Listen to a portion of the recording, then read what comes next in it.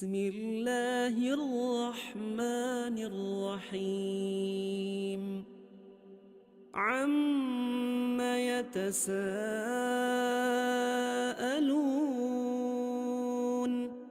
عن النبأ العظيم الذي هم فيه مختلفون كلا سيعلمون ثم كلا سيعلمون ألم نجعل الأرض مهادا والجبال أوتادا وخلقناكم أزواجا وجعلنا نومكم سباتا وجعلنا الليل لباسا وجعلنا النهار معاشا وبنينا فوقكم سبعا شدادا وجعلنا سراجا وهاجا وأنزلنا من المعصرات ماء ثجاجا لنخرج به حبا ونباتا وجنات ألفافا إن يوم الفصل كان ميقاتا يوم ينفخ في الصور فتأتون أفواجا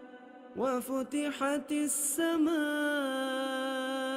فكانت أبوابا وسيرت الجبال فكانت سرابا إن جهنم كانت مرصادا للطاغين مآبا لابثين فيها أحقابا لا يذوقون فيها بردا ولا شرابا إلا حميما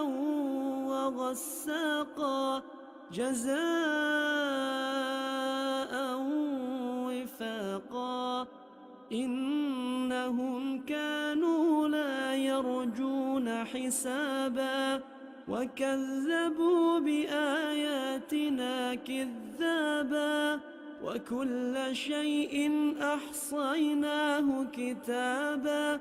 فذوقوا فلن نزيدكم إلا عذابا إن للمتقين مفازا حدائق وأعنابا وكواعب أترابا وكأسا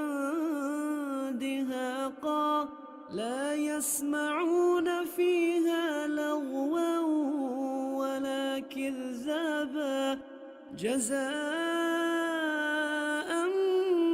من ربك عطاء حسابا رب السماوات والأرض وما بينهما الرحمن لا يملكون منه خطابا يوم يقوم الروح والملائكة صفا لا يتكلمون إلا من أذن له الرحمن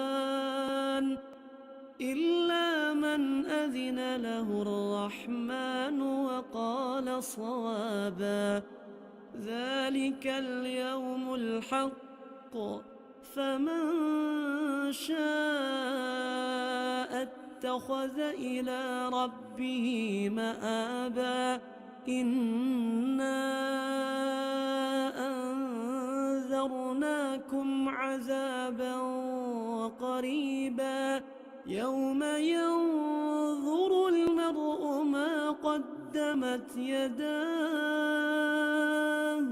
ويقول الكافر يا ليتني كنت ترابا.